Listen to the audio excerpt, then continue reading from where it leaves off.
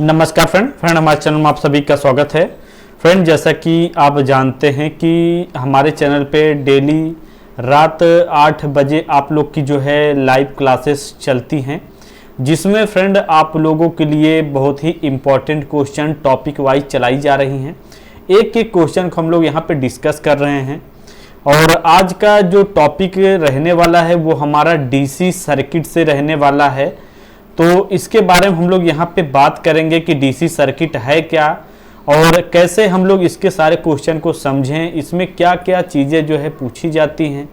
तो सारा कुछ हम लोग यहाँ पे डिस्कस करने वाले हैं। और आप सभी से मैं कहना चाहूँगा कि क्लास स्टार्ट होने से पहले जो हम लोग का एक वचन पूरा करने का जो एक सिलसिला होता है उसको यहाँ पे निभाया जाए।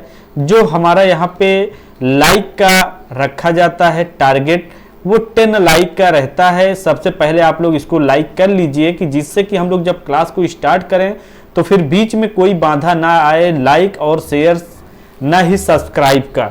तो सबसे पहले मैं आप लोग के सामने लाइक शेयर कर देता हूं जो भी ग्रुप हमारे जानकारी में, जैसे मेरा जो ग्रुप बना हुआ है, काफ़ी ग्रुप हैं, तो मैं उन सभी जगह पे शेयर कर देता हूं। आप लोग भी एक बार वीडियो को शेयर कर दें कि जो भी बच्चे अभी नहीं जुड़ पाए हैं या उन तक नोटिफिकेशन नहीं पहुंच पाया है वो भी पहुंच सकें, जुड़ सकें।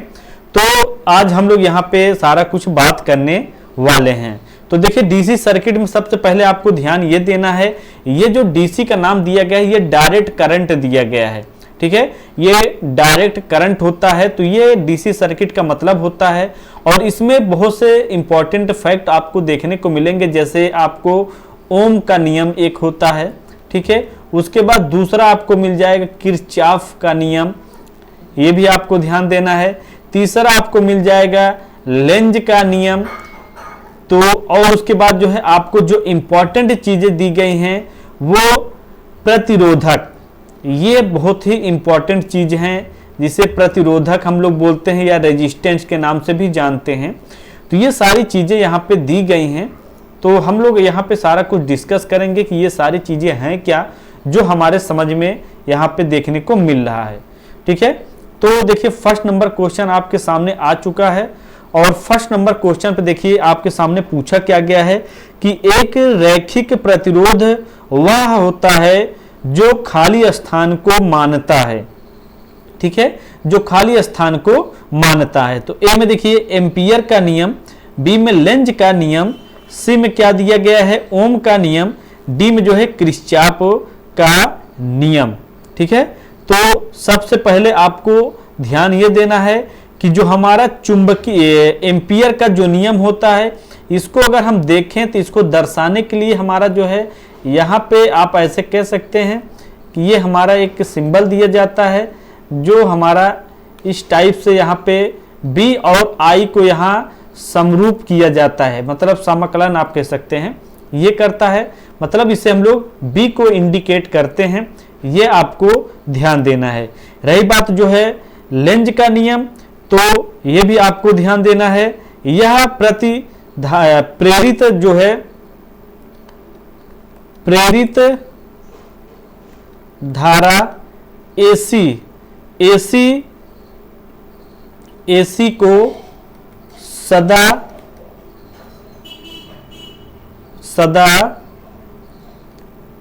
समरूप, या आप कह सकते हैं कि एसी के रूप में रहता है, लेंज का नियम, ठीक है। ये आपको ध्यान देना है। रही बात जो है ओम का नियम, तो ये हमारा ओम का नियम जो होता है ये ताप, दाब इत्यादि जो है ये इसके रूप होते हैं, ठीक है, ये आपको ध्यान देना है। और उसके बाद जो है किरचॉफ का नियम अगर देखें तो ये हमारा किरचॉफ में बिंदु धारा नियम, इसका जो है 2 नियम होते हैं, बिंदु धारा नियम और दूसरा जो होता है इसका जो है मैश का नियम होता है, ठीक है, का नियम। तो ये चीजें यहाँ पे दी गई हैं। तो कहने का मतलब ये होता है फ्रेंड कि एम्पियर का जो नियम होता है फ्रेंड, ये जो है बी से इंडिकेट, मतलब चुंबकीय रूप में जो है बी को इंडिकेट करता है, ठीक है, बी और आई को उसके बाद जो है लेंज का नियम जो होता है ये प्रेरित धारा एसी के रूप में जो है सदा चलने का काम करता है। ओम का नियम जो होता है ताप दाब ये सभी के रूप में जो है यहाँ पे इत्यादि जो है आप कह सकते हैं कि इसका पालन करता है। ठीक है, उसके बाद किरचॉफ का नियम जो होता है ये दो रूपों में काम करता है, एक होता है बिंदु धारा का नियम, दूसरा होता है मैश का नियम। ठीक है, तो ये यहाँ पे जो है अगर हम देखें तो एक रैखिक प्रतिरोध वह होता है जो खाली स्थान को मानता है। तो यहाँ पे जो है अगर हम देखें तो ये यहाँ पे हमारा डी ऑप्शन करेक्ट होगा। डी ऑप्शन पे क्या दिया गया है, लेंज का किरचॉफ का नियम दिया गया है, तो किरचॉफ का नियम हमारा यहाँ पे करेक्ट होगा। उसके बाद देखिए यहाँ पे जो है नेक्स्ट क्वेश्चन आप लोग के सामने दिया गया है और यहाँ पे क्या पूछा गया है कि मानव शरीर का प्रतिरोध लगभग होता है। तो सबसे पहले आपको ध्यान ये देना है कि ए में क्या दिया है 10 ओम, बी में 1 किलो ओम, सी में जो है 100 ओम, डी में जो है 10 के ओम। तो सबसे पहले आपको ध्यान ये देना है कि यहाँ पे मानव शरीर का प्रतिरोध पूछा है, रेजिस्टेंस पूछा है। ठीक है, तो सर ऐसे ही क्वेश्चन जो है एग्जाम में भी पूछ लेता है कि मानव या फिर इंसान को जो है कितने मिली एम्पियर तक जो है मृत्यु हो सकती है, या फिर हल्का करंट लग सकता है, या बहुत दर्दनाक झटका लग सकता है। तो ऐसे भी जो है काफी क्वेश्चन आपको देखने को मिल सकता है, तो ये भी आप लोग को ध्यान देना है। यहाँ पे बात की गई है कि मानव शरीर का प्रतिरोध लगभग होता है। ठीक है, तो यहाँ पे मानव शरीर का जो प्रतिरोध होता है वो 1 किलो ओम होता है। अगर इसको हम लोग देखें तो ये 1000 ओम के जो है बराबर होता है। ठीक है, ये भी आपको ध्यान देना है। और फ्रेंड आपको ये भी ध्यान देना है कि अगर आपको जो है यहाँ बिजली के झटके के रूप में अगर पूछता है कि मानव के जो इंसान होता है उसका जो है दर्दनाक झटका या कितने मिली एम्पियर तक वो सह सकता है, तो आपको ध्यान ये देना है कि कम से कम वो 10 से 15 मिली एम्पियर तक जो है आप कह सकते हैं कि वो झटका सहन कर सकता है। 20 मिली एम्पियर तक जो है आप कह सकते हैं कि उसको जो है दर्दनाक झटका लग जाएगा। ठीक है, ये आपको ध्यान देना है। और उसके बाद जो है अगर हम देखें तो 50 से लेकर 200 मिली एम्पियर तक क्या होता है, मानव को जो है यहाँ पे मृत्यु हो जाती है, या फिर आप कह सकते हैं उसकी मांसपेशियां पूरी तरह से जल जाती हैं। ठीक है, और आपको कहीं कहीं एग्जाम में जो है 5 मिली एम्पियर भी जो है देखने को मिलता होगा। तो ये भी जो है हल्का दर्द आप कह सकते हैं कि उसको जो है हल्के झटके की महसूस होती है कि हाँ बिजली का करंट हमको लग रहा है। तो ये सारी चीजें जो है इसलिए मैं आपको यहाँ पे बता रहा हूँ कि यहाँ पे जो है मानव प्रतिरोध के बारे में पूछा गया है। ठीक है, तो यहाँ पे मैं आपको जो है ये भी एक क्वेश्चन बता दिया, और ये क्वेश्चन आपको कहाँ पे देखने को मिलेगा, ये सुरक्षा सावधानियां में जो है आप कह सकते हैं कि देखने को मिल सकता है। ठीक है, और ये क्वेश्चन अभी जो है रिसेंटली जो है यूपी आर्डिनल में भी पूछा गया था, बहुत से एग्जाम में जो है ये क्वेश्चन पूछा जाता है। तो ये सारी चीजें आपको ध्यान देना है। तो यहाँ पे हमारा जो ऑप्शन सही होगा वो बी ऑप्शन करेक्ट होगा, बी ऑप्शन हमारा यहाँ पे सही है। उसके बाद देखिए यहाँ पे जो है नेक्स्ट क्वेश्चन आपके सामने दिया क्या गया है, यहाँ पे 3 नंबर क्वेश्चन। 3 नंबर पे आपके सामने पूछा क्या गया है कि एक मानक प्रतिरोध के निर्माण में उपयोग किए जाने वाला पदार्थ खाली स्थान का होना चाहिए। तो ये चीजें यहाँ पे पूछी गई हैं। तो सबसे पहले आपको ये ध्यान देना है कि ए में क्या दिया गया है, निम्न प्रतिरोधकता, बी में उच्च प्रतिरोधकता एवं निम्न तापमान गुणांक, सी में उच्च तापमान गुणांक, डी में निम्न प्रतिरोधकता एवं उच्च तापमान गुणांक। ये चीजें यहाँ पे पूछी गई हैं। तो सबसे पहले आपको ध्यान ये देना है कि यह क्या है, यह इकाई अनुप्रस्थ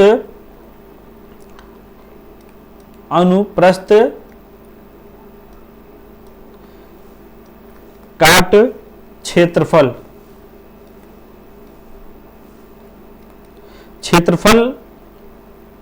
और इकाई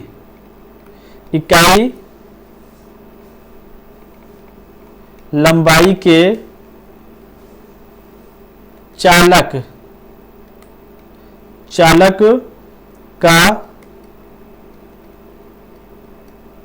प्रतिरोध होती है। ठीक है, तो ये कहने मतलब ये होता है कि यह इकाई अनुप्रस्थ काट क्षेत्रफल और इकाई लंबाई के चालक का प्रतिरोध होती है। तो ये हमारा क्या है, मानक प्रतिरोध के निर्माण में उपयोग किए जाने वाला पदार्थ होना चाहिए। तो ये कहां पे आपको मिल जाता है, ए में क्या दिया है, निम्न प्रतिरोधकता, बी में उच्च, सी में उच्च तापमान गुणांक, डी में जो है निम्न। तो यहां पे अगर हम देखें तो यहां पे हमारा जो ऑप्शन सही होगा वो बी ऑप्शन करेक्ट होगा।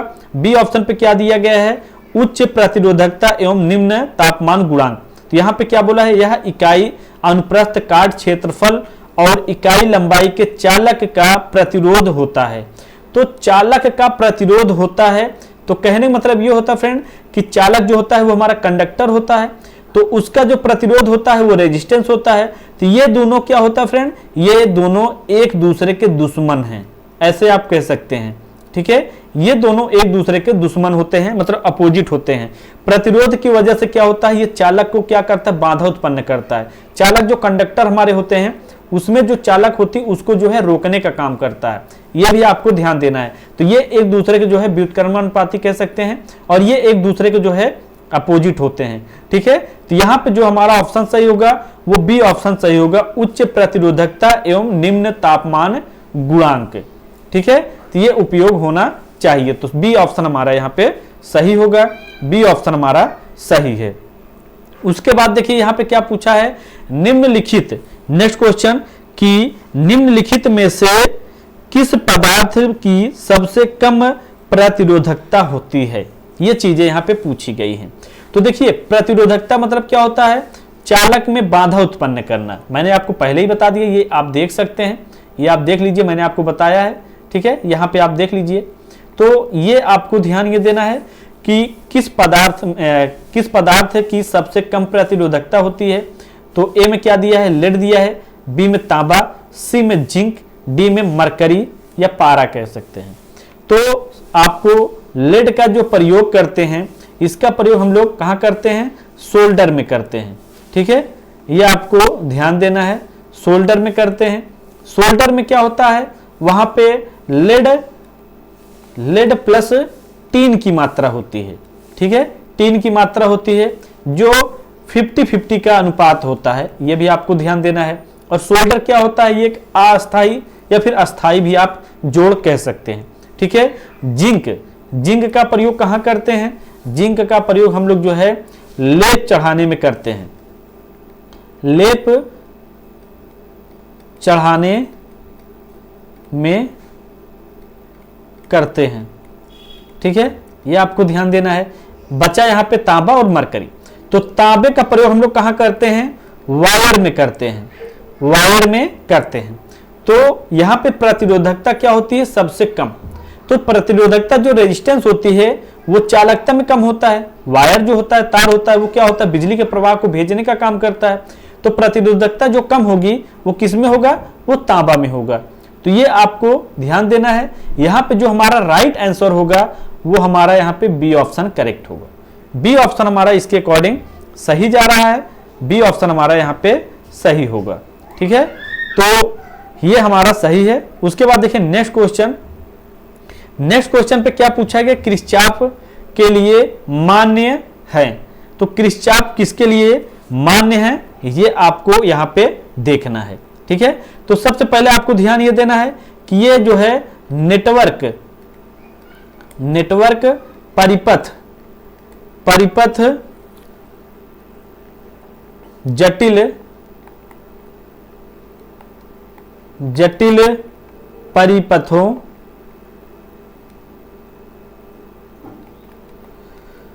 परिपथों में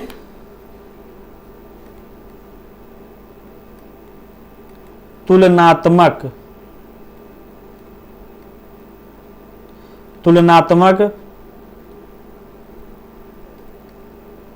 प्रतिरोध ज्ञात किया जाता है।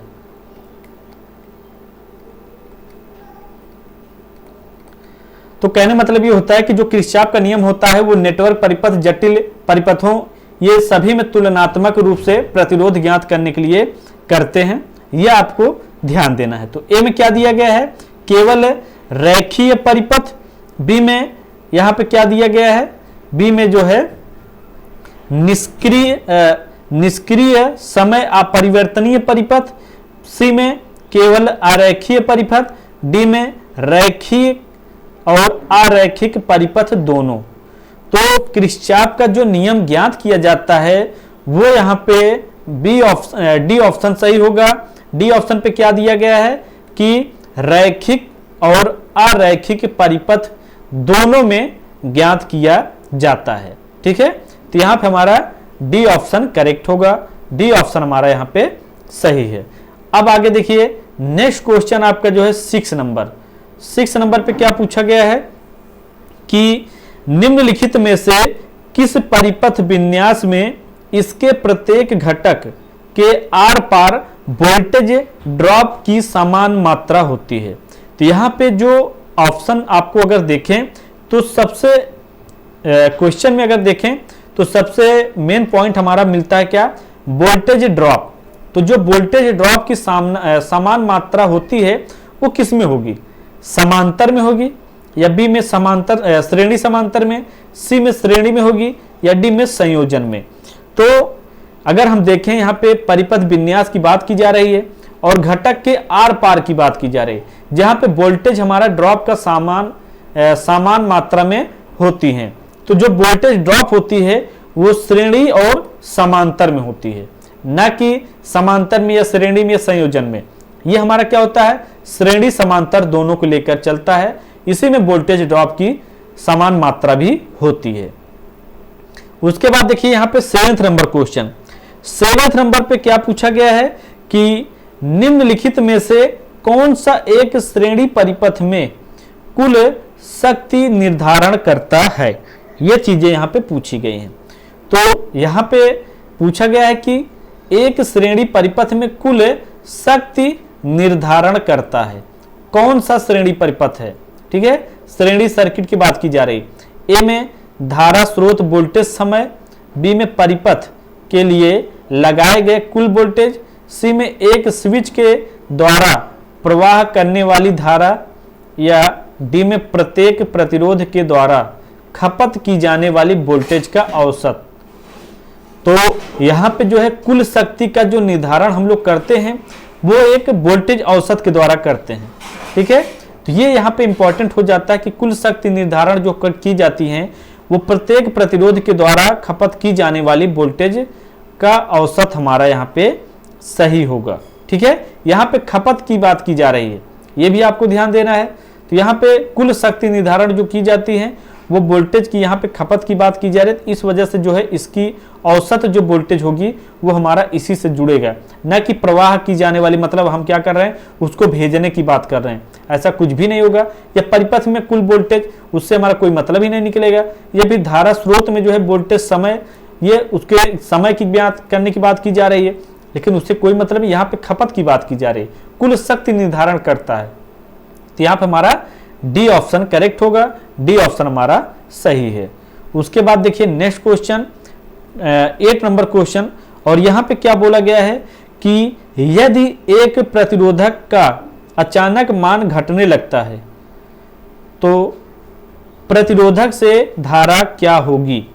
कहने मतलब ये होता है कि यदि एक प्रतिरोधक का अचानक मान घटने लगता है तो प्रतिरोधक से धारा क्या होगी, तो बढ़ जाएगी, या कोई परिवर्तनीय नहीं होता है, या घटती है, या फिर क्या होगा, घटती बढ़ती रहती है। तो सबसे पहले आप ऐसे ध्यान दीजिएगा, अगर मैं आपको अर्थिंग चैप्टर पढ़ाया है, ठीक है, अर्थिंग चैप्टर आपने हमसे पढ़ा है, तो आप ध्यान दीजिएगा अर्थिंग में क्या होता है फ्रेंड, वहां पर जो हम लोग जो है अर्थिंग का यूज करते हैं, अर्थिंग में क्या होता है, एक पानी और एक हमारा अर्थ होता है। ठीक है, मतलब आप कह सकते हैं ये भू है हमारा, और यहाँ पे जो है मैंने एक अर्थ दिया हुआ है। तो यहाँ पे क्या होता है, रेजिस्टेंस की मात्रा जब बढ़ती है तो हम क्या करते हैं, वहां पे पानी का प्रयोग करते हैं, या फिर आप कह सकते हैं कि नमक का प्रयोग करते हैं। ठीक है, या फिर आप कह सकते हैं कि कोयले का भी हम लोग प्रयोग कर सकते हैं, कोयले का भी प्रयोग कर लेते हैं। ये सब प्रयोग क्यों करते हैं, इस रेजिस्टेंस जो है इसको घटाने के लिए। ठीक है, इसको घटाने के लिए करते हैं। और क्या होता है, वहां पे हम लोग क्या करते हैं, यहाँ पे अचानक मान घटने लगता है तो धारा मतलब करंट, तो हम लोग करंट का क्या करते हैं, उसको बढ़ाने का काम करते हैं। ठीक है, बढ़ाना, या फिर आप कह सकते हैं कि चालक जो होता है इसको बढ़ाने का काम करते हैं। तो जब इसको बढ़ाने का काम करते हैं तो हम लोग यहाँ पे क्या करते हैं, पानी और नमक का प्रयोग करते हैं, तो यह रेजिस्टेंस की मात्रा घटती है। तो यहाँ पे आपको ध्यान ये देना है कि धारा की बात की जा रही है, तो धारा क्या होगी, तो धारा ऑटोमेटिक यहाँ पे बढ़ जाएगी। ठीक है, तो ये आपको ध्यान देना है। तो अगर हमारा रेजिस्टेंस बढ़ेगा, अगर हमारा रेजिस्टेंस अगर प्रतिरोध बढ़ेगा तो वहां पर हमारा क्या होगा, चालक क्या होगा, फिर चालक घट जाएगा। ये आपको ध्यान देना है। जहां पे चालक घटेगा वहां पे रेजिस्टेंस बढ़ेगा, जहां पे रेजिस्टेंस बढ़ेगा वहां पे चालक क्या होगा, घटेगा, और जहां चालक बढ़ेगा वहां रेजिस्टेंस घटेगा। तो ये सारी चीजें हैं, मतलब एक दूसरे का अपोजिट चलती हैं। तो यहाँ पे हमारा क्या होगा, ए ऑप्शन सही होगा। ए ऑप्शन पे बढ़ती है, प्रतिरोधक से धारा क्या होगी, बढ़ जाएगी। तो ए ऑप्शन हमारा यहाँ पे सही है। ठीक है, तो ये सारी चीजें आपको मालूम होनी चाहिए। उसके बाद देखिए next question, 9th number question, और 9th नंबर पे देखिए क्या पूछा गया है, ये चीजें आपको ध्यान देना है। तो 9th नंबर पे बोला क्या गया है कि निम्नलिखित में से कौन सा कथन ओम नियम को प्रस्तुत नहीं करती है। तो सबसे पहले आपको ध्यान ये देना है कि ओम के नियम के जो वैज्ञानिक हैं वो आपको ध्यान देना है, ये जॉर्ज, ठीक है, जॉर्ज साइमन है। ठीक है, साइमन 1826 में इन्होंने जो है इसकी खोज की थी, कौन, ओम के नियम का। ठीक है, ये आपको ध्यान देना है। तो ये जो है यहाँ पे सबसे पहले इंपॉर्टेंट चीज देख लेना है, या ये जो इनकी जो खोज हुई थी वो विभवांतर बल, ये सभी पे जो है क्या किए हैं, काम किए हैं। जैसे दाब हो गया, ताप हो गया, ये सभी जो है। ठीक है, तो ये जॉर्ज साइमन जी हैं। तो इन्होंने पूछा क्या है कि ओम के नियम को प्रस्तुत नहीं करता है। तो ए में क्या दिया गया है, यहाँ पे ए में धारा बटे विभवांतर बराबर स्थिर, बी में विभवांतर बटे धारा बराबर स्थिर, या सी में विभवांतर बराबर धारा इंटू प्रतिरोध, या डी में धारा बराबर प्रतिरोध इंटू विभवांतर। तो यहाँ पे पूछा गया है कि ओम के नियम को प्रस्तुत नहीं करता है। तो ओम के नियम को कौन प्रस्तुत नहीं करता है, कौन फॉलो नहीं करता है। तो यहाँ पे हम देखें तो डी ऑप्शन हमारा यहाँ पे सही है। डी ऑप्शन पे क्या दिया गया है, यहाँ पे धारा बराबर प्रतिरोध इंटू विभवांतर, ये ओम के नियम को प्रस्तुत नहीं करता है। ये हमारा यहाँ पे सही होगा। ठीक है, तो यहाँ पे डी ऑप्शन हमारा करेक्ट है, डी ऑप्शन हमारा सही। उसके बाद देखिए यहाँ पे आज का लास्ट क्वेश्चन, और लास्ट क्वेश्चन में देखिए क्या पूछा गया है। सबसे पहले आपको ध्यान ये देना है, इन्होंने पूछा है कि निम्नलिखित में से कौन सा एक ओमिक प्रतिरोध है। ओमिक प्रतिरोध के बारे में पूछा है। तो यहाँ पे ए में क्या दिया है, डायोड, बी में जर्मेनियम, सी में क्या दिया है फ्रेंड, डायमंड, डी में नाइक्रोम। तो डायोड जो होता है फ्रेंड, अगर हम देखें तो इसका प्रयोग हम लोग लाइटिंग में ज़्यादातर करते हैं। ठीक है, लाइटिंग में करते हैं, ये आपको ध्यान देना है। जैसे अगर हम देखें एलईडी, लाइट इमिटिंग डायोड, ये भी हो गया। ठीक है, ये आपको मालूम होना चाहिए। उसके बाद अगर हम जर्मेनियम का देखें तो जर्मेनियम का प्रयोग हम लोग कहाँ करते हैं, सेमीकंडक्टर में करते हैं।